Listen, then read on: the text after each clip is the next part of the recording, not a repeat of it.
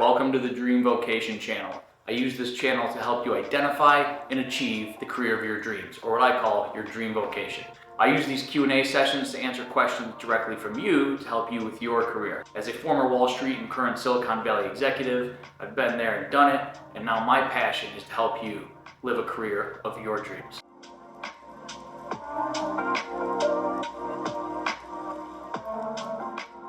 So let's jump into some Q&A. First question is from Eric S., 35 years old, from Madison, Wisconsin. Eric says, I am an accountant, and while it pays well and provides for my family, I dread going to work every Monday and can't see doing this another 30 years. But I have no idea what I actually want to do. Where do I even begin? Super common question. I get this a lot. People who don't really like what they do today. They want to do something different, but they don't even know what they want to do. They don't know where to begin. And that's really the essence of what I teach. And I use the Dream Vocation formula, which is a formula that I came up with to help folks to identify their dream vocation, right? The career of their dreams. And so it's got three components. First is talents. So you need to dig into what your talents, and when I say talents, in this sense, it can mean actual talents and or interests, right? Because sometimes talents take time to develop with skill, and whereas you might have an interest, right? So for example, you might be very interested in the culinary world and cooking, but you're not very good at it today, right? It doesn't mean it's not a talent, it's just a talent that needs to be developed. So that's what I mean. So anyway, the first layer of the Dream Vocation formula is your natural talents. So I want you to dig in and start to think about what are your talents, right? And a good way to do that is you can go through and write down 10 different talents. Now, I want to tell you there's two types of talents, right? The first are tangible talents. Tangible talents are usually physical talents. Those are the easy ones to identify. Running, jumping, speaking, right? Whenever I go and speak in front of a university or a high school, I often ask people what their talents are. And when they raise their hand, 99% of the time, they tell me one of those tangible talents. And they think if they don't have one of those talents, then they just don't have talent, where that's not true. There's also something called intangible talents. Intangible talents are a little bit more difficult to find, and they can be sometimes mistaken for personality traits, right? So think about empathy or logic. And I know you're thinking, well, how can empathy lead to a career? Well, if you're someone who has empathy, just like any other talent, you do it like no one else out there, right? You might be more empathetic and in a way that no one else can do it. And so that could potentially lead to a career as a counselor or a therapist. Logic, right? Again, you think, how can logic lead to a career? Well, once again, like any other talent, you can do it like no one else. You have a uniqueness to your talent.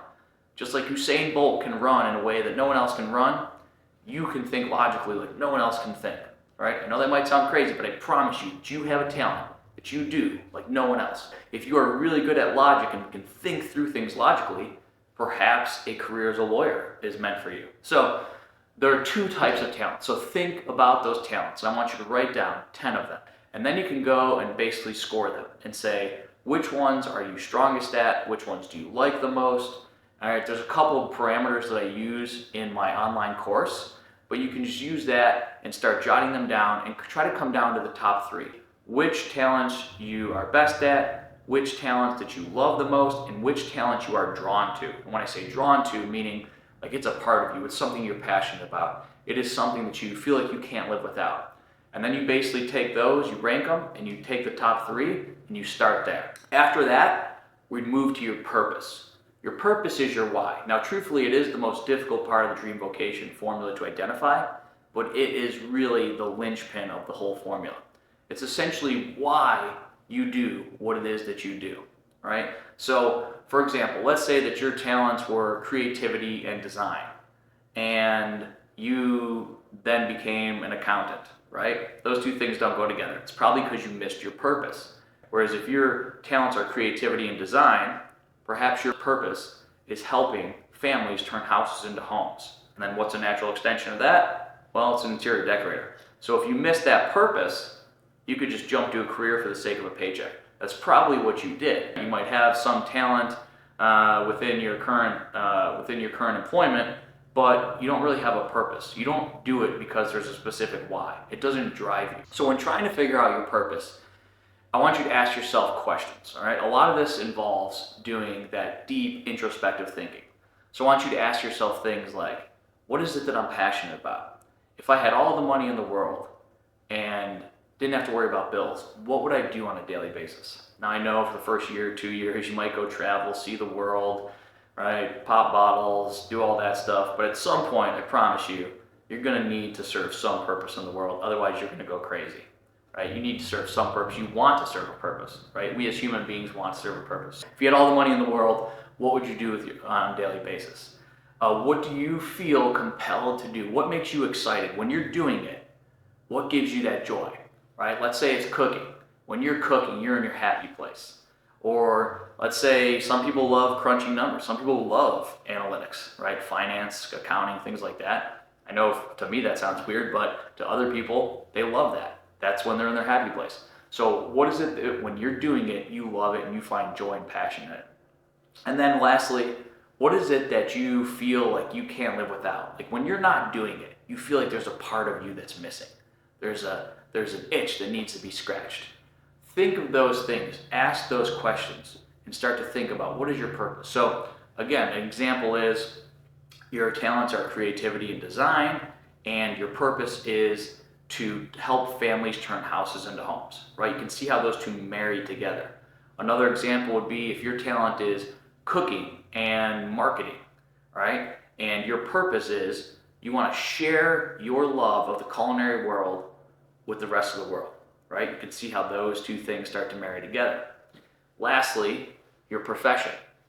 Now, if you've done the homework and done the introspective thinking to think about what your natural talents are and what your purpose is, then the profession should be a natural outlet of that, right? And you can start to just brainstorm things, start to think, okay, if you have your talents, you can just do simple Google searches. What careers use these talents? Same thing with your purpose.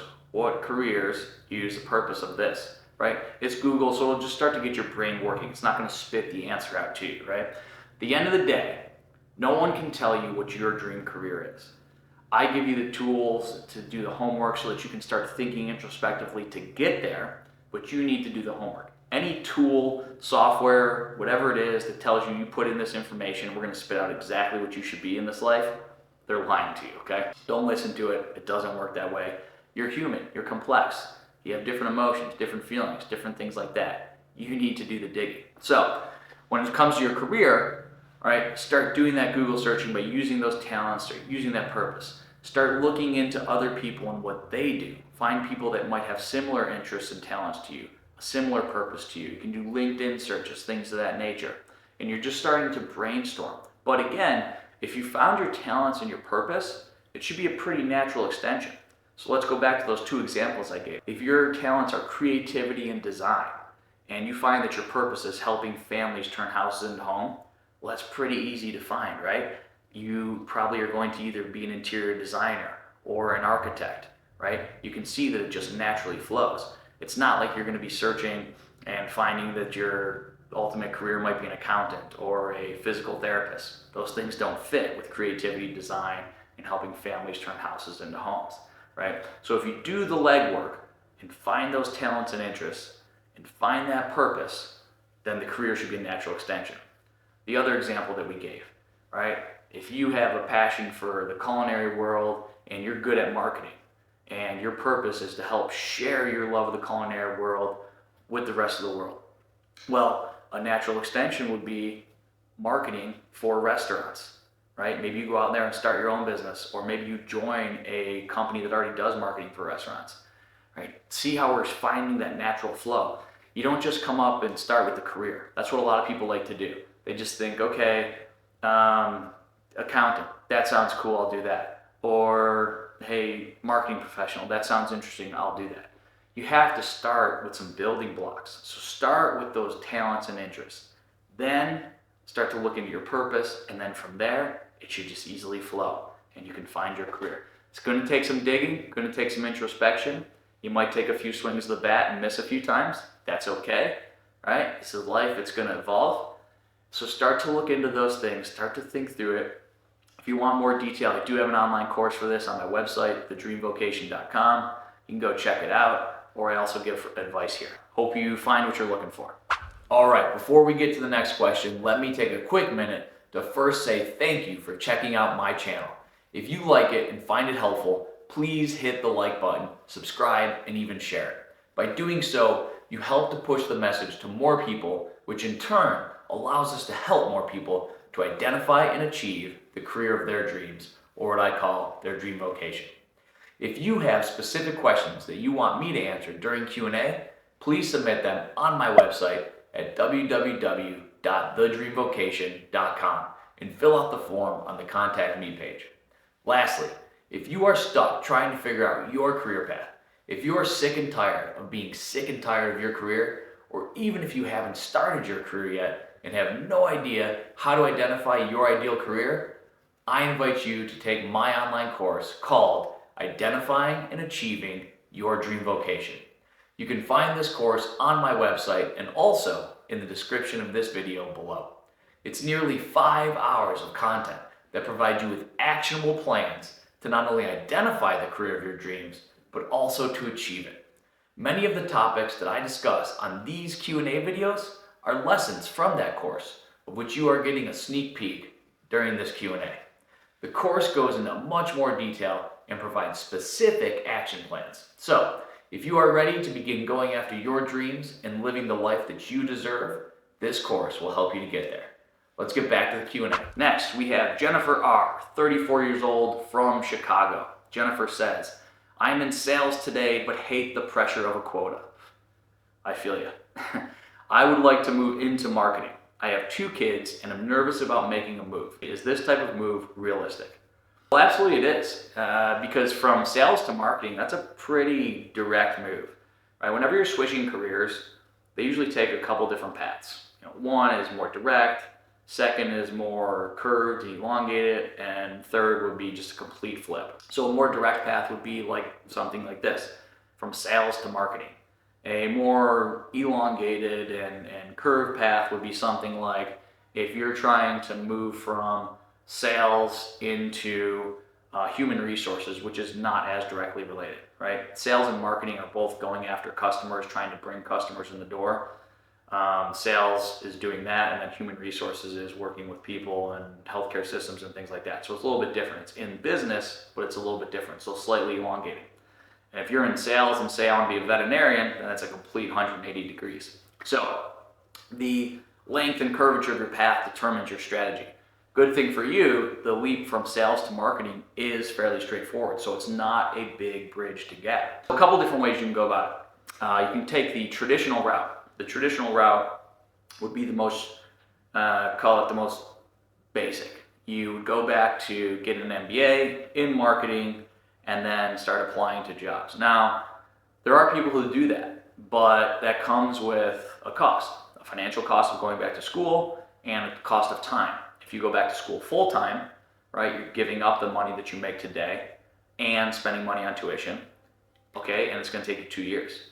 If you go back to school part-time, you will still spend money in tuition and you're still gonna have a job and make money, but it's probably gonna take you 4 years. Now, I think you can make the leap from sales to marketing without doing that. So I would take the non-traditional route, which is in your current organization, you can go and talk to the marketing department and simply ask them, how can I make the transition into the marketing department? A lot of organizations would be happy to bring someone in from sales because they might be trying to grow the marketing organization. Like I said, sales is fairly closely related. If you're a solid employee, they want to keep you. Even if you want to switch from a different department, they're more interested in keeping good talent than specifically what department you're in. If your organization doesn't have that flexibility or an opening, that is when you start to network and start to reach out to other organizations. Use LinkedIn, start to look into what specific industry do you want to do marketing in, then start to identify the companies that are within those industries that you would be interested in working for, and then find the people within the marketing department on LinkedIn at those companies. And you could just simply type in marketing, John Deere company, marketing, Apple, and you'll start to see all of those people. Now, from there, you want to reach out to them and simply ask if you can meet and talk. right? That's what networking is. You're not pinging them and saying, I want a job, right? Yes, go ahead and apply to the jobs online. You have to check that box, but that's like winning the lottery these days. You don't want to take that route. That's what everyone else does, right? You want to differentiate yourself. So you want to form relationships. So you find Jane Doe. She works in marketing at Apple. Message Jane Doe. You can either do it through LinkedIn, or pretty much every company has the same type of email address. It's either going to be jane.doe@apple.com or jdoe@apple.com, something like that. So give both of those a try and just send a message, and your message is basically saying, I'm very interested in moving from sales to marketing. I've looked at your career on LinkedIn. It's truly inspiring. I love the company. I'd love to just learn a little bit more from you and get your thoughts on how I might make that career transition. Most people want to give back. They want to help. So they're going to be willing to answer that question, or answer your email. So if you send out 10 of those emails, I'm going to bet that you're going to get 5 back. So don't just send 1, send 2, 3. People sometimes get busy. They might not be able to answer right away. So you do that and you start networking, I promise you, you will land a marketing role, and you'll probably do it in short order. Good question. And I think you can do that fairly easily. Let's get to the next question. This is from Mike, 27 years old, from Los Angeles. Mike says, I found out recently that my coworker makes about 10% more in salary than I do. I'm upset about it, but more importantly, I believe I deserve a 10% raise. What is the best way to go about getting a raise in this situation? I have been in charge of salaries and determining what people are going to make and what they're not going to make. One thing I'll tell you right off the bat, it's cold hard truth. People are going to pay you what you're willing to get paid. What I mean by that is sometimes the squeaky wheel gets the grease, right? So if I know someone is willing to accept $80,000 and they're not going to make a peep about it, I'm going to give them $80,000. That's just the reality of the world, right? Doesn't mean I don't like them, doesn't mean I have a personal grudge against them, but it is a business at the end of the day.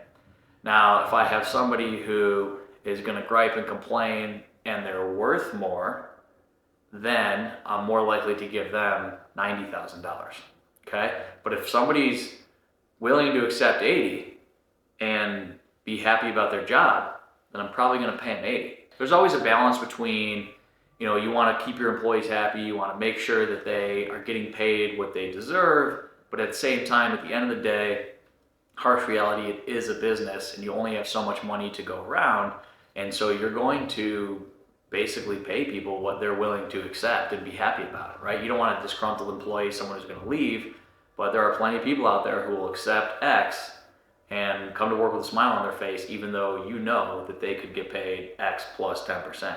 So that is something I'll tell you is reality, right? It might not sound kind, you might not love that answer, but that is the answer. So with that being said, what you need to do is go advocate for yourself to your employer for a raise.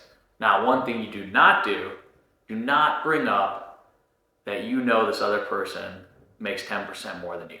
An employer does not want to hear that you want something because someone else has it, right? That's a childish action. You don't want to do that, right? Because what they get paid has nothing to do with you. You should get paid based on your worth. Now, again, it's a combination of your worth plus you advocating for yourself, right? If you're worth more, but you're willing to accept less, frankly, they're going to pay you less. That's just the reality of it again. So what you need to do is go advocate your worth. And I always like to take a three-pronged approach. So schedule a meeting with your employer, right? Don't just drop in on their office and surprise them. Actually schedule a meeting. Say, hey, I'd like to talk about my future and career progression, right? Don't bring up that you want to talk about salary. Just use those terms. And then next, you're going to build out a presentation, right? Make it 1 or 2 PowerPoint slides, right? Just something to show that you've done the homework, you come prepared. And you want to lay out 3 things. 1, the challenges that you have been part of solving, right? The challenges that got presented to you and that you had to deal with. 2, the solutions that you came up with, right? How you solved those challenges. And then 3, what was the impact of those solutions? So the challenges you were faced with, the solution you came up with, and the impact of that solution, right? So think of something like The challenge was that we needed to get into more accounts in the Northeast region. You devised a plan to attack those accounts more aggressively and market to them in a different way, and that resulted in a 10% increase in the business that you were doing in the Northeast, right? Something like that. You want to do that as much as you can. So if you have 1, 2, 3, ideally 5+ things that you've done in that way, lay that out to them to show what your actual value is. The more you can use numbers, the better. I know that's not always possible. Sometimes the incremental value is subjective. Other times it's objective and it has numbers tied to it. So the more hard data you can give them, the better. And then lastly, you want to talk about what you're going to do in the future, right? Because they're not only paying you for your performance today, but for your future performance. So think through what is it that you're going to do to add even more value in the future and lay out that business case. And then you go and you ask for a raise. Now, if you want 10%, I recommend that you ask for 15% or 20% because typically they're going to negotiate. And the worst they can say is no, right? So maybe great things happen, you get even more than 10%. But maybe they negotiate and you end up in the middle and you end up at that 10%, which is what you actually wanted. So ask for more than what you're wanting and also go in there, advocate for yourself in a very professional way, come with a presentation, show them the value that you bring. If you do that, you're going to be in good standing. And if they tell you no, then I'd say 2 things. 1, you have to do some self-reflection and think, okay, did I really add value, right? Am I really a great employee that they can't live without? I'm really adding more value, or am I just wanting a raise, right? I'm kind of half-assing it. I come in late. I don't really work that hard. I just want more money. If that's the case, you got to think, do you really deserve more money, right? Because let's be truthful, there's people out there who aren't going to do the work. They just want more money, okay? And that doesn't get you paid. So you have to have that real conversation with yourself. Now, if you are someone who says, yes, I actually have done the work and I am doing the work still, and I'm going to continue doing the work and I'm adding significant value to the company, and this company just doesn't value me, that's when it's time to go look somewhere else. And you start networking and try and find something else to go get your worth. If you know what you want, if you know what you're worth, then go out and get what you're worth. Last question for today. This comes from Anthony D., 43 years old, from Pittsburgh, Pennsylvania. Anthony says, I'm in finance right now and I make good money, but I have no passion or excitement for my job. I really want to get into the world of music, but with 3 kids, college to pay for, and retirement, it just seems unrealistic, like a dream that will forever remain a dream. Totally get it, right? This is a common complaint you hear from people, especially as you start to get people up in their mid to late 30s and into their 40s and even 50s. They're basically asking, is there something more? Is this it? Is this really all that I'm going to be doing? The answer is there is more. And you just have to have that long-term thinking, right? Anthony is possibly thinking with short-term thought, right? It's basically looking up at a mountain and just thinking, I either have to leap and just get to the top right away, or it's not possible. Whereas you get up a mountain, one step at a time. So, you need to develop some long-term thinking. If music is your passion, and you don't say here, I don't know exactly what within music, maybe it's teaching lessons or something like that, or producing music, whatever it is, then you need to develop a long-term strategy to ultimately achieve that goal, right? So, if it was teaching music, start to do a side hustle where you teach on a weekly basis. Maybe you just start with 1 lesson a week, 2 lessons a week. You start to slowly do that. Maybe you even start it for free. And then you start to bring in a little bit of money. You can either build that business up to the point that it's bringing in enough money, let's say within a 3-year period, where you can leave your day job, or it's supplementing your income, it's giving you some joy and some passion, so it's something to look forward to outside of your day job. And as your kids get older, once they get through college, your expenses become less and your life frees up a little bit. You've already built this nice business up. And then you could turn the switch on full time. And so maybe your number to retire, right? If you said, okay, I need, let's just make it up, I need $3 million to retire when I'm 65. Well, maybe that number is less now because you've been making side income, or if it's the same and you're still as far away, you've built up this side business. So now when your kids leave the house and you have more time, and also you don't need as much income because you don't have the cost associated with the kids, then you could just pivot to that music full time, because at that point you don't need the income that came with your corporate job, right? And it's something that you love and enjoy. So, if you're great at it, you can make more money from it. So maybe you make more money, you still retire on time, or it's something that you love, so you don't ever want to retire from it. You love to teach music until your dying days. So you say, I'm retired from my corporate job, but I teach music now and I love it, and every day is an excitement. And so therefore, I can do it until I'm 70, 75, 80, right? And so therefore, it starts to give you some light at the end of the tunnel. So what I'm saying is, don't just cast that dream aside as if it doesn't happen now, it's never going to happen. And I didn't win the lottery, so I can't just go out there and start a music business tomorrow and leave my job. Use that long-term thinking. Start building the step-by-step plan. Start slowly getting into it, right? You don't need an elephant one bite at a time. You eat it over many small bites. So build out that plan. So in my courses, I teach how to build a bridge plan to your ultimate career, your dream vocation, and also how to build a bridge plan financially.